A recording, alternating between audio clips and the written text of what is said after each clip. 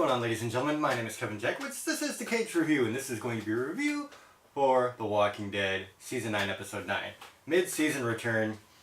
I was really excited for this one just because you finally got the Whispers, Negan's free. There's a lot of things that could happen here. And I kind of wanted to see what was going to happen after they left off in the cemetery. Jesus dead, they're still in that face-off. So you pick up right there in the cemetery. You've got Jesus dead. You've got Daryl kills off a couple of the walkers. They grab Jesus' body. They're fighting their way to get out of the cemetery and kind of block all the zombies and Whispers in with the gate. One of the Whispers kind of opens the gate, but it doesn't really lead to anything. They follow them, but it's kind of a slow track from there. And you instantly go from there to Negan. You see him, he's out. A lot of people are gone from Alexandria, and he's he's eating some food. It's kind of morning, and he's getting ready to climb up the wall, and Judith Grimes stops him. She's got a gun, and she's like, if you don't move, or if you don't go back to your cell, I'm going to shoot you. Negan says, you know me better than anybody here. I don't want to hurt anybody. I'm just wanting to go do my own thing now. And whether you believe that or not, Judith really has never seen that side of Negan, so she decides to let him go. She says, but if I ever see you again, I'm going to shoot you. Then you get a couple of scenes where the newcomers, like Luke and Magna, you see them trying to fit in. It really starts with Luke trying to fit in. He wants to do his fair share. And he goes on a run with Alden. Alden decides, I'm going to give this guy a chance, see what he's really out there all about. And so that's kind of where they start that scenario. Alden and Luke going out on their own to do some runs.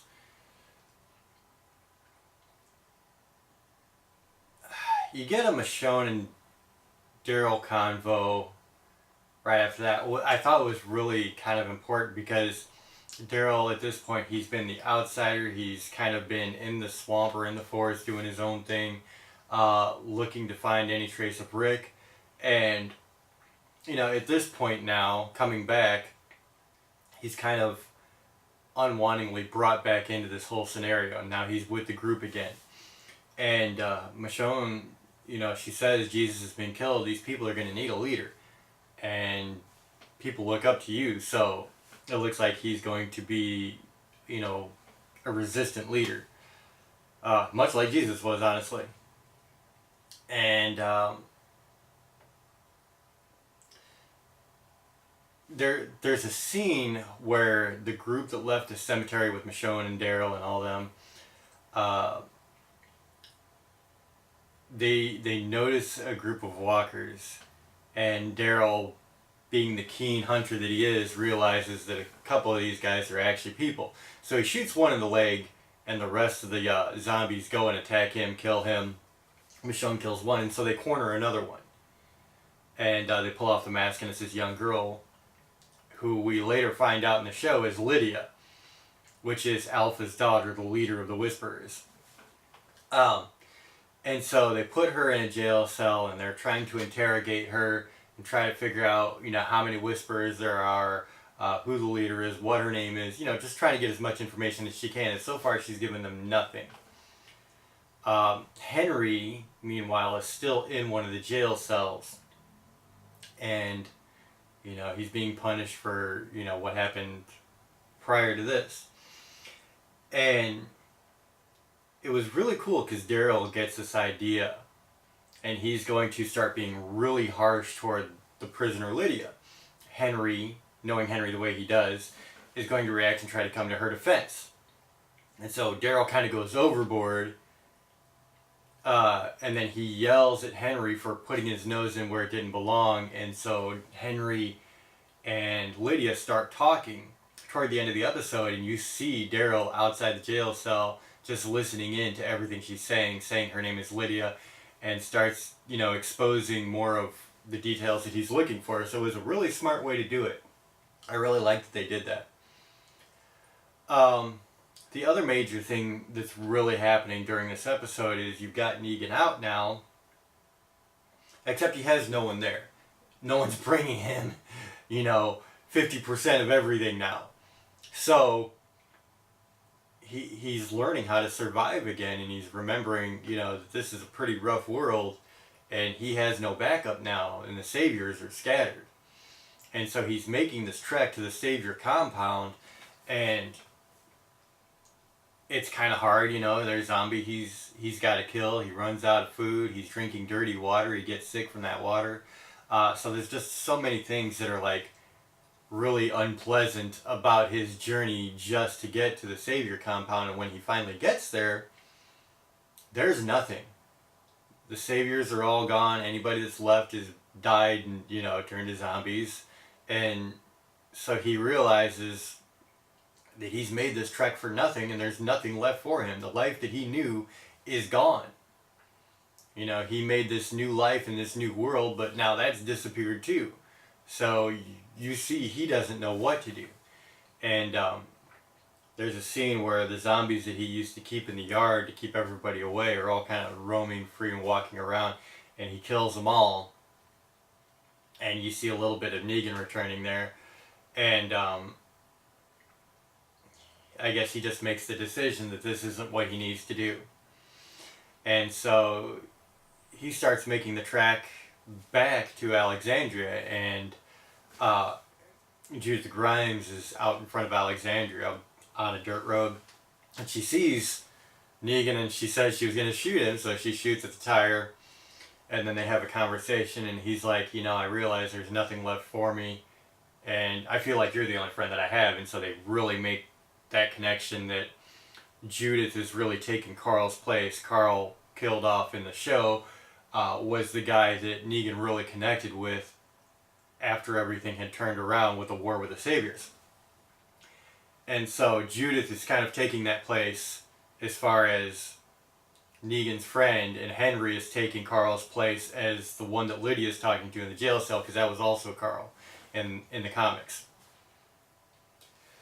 So that's very cool that they're, you know, utilizing different people for that. And I think Judith is very important, being, you know, Rick Grimes' daughter. So I think there is that connection there. So that's very cool.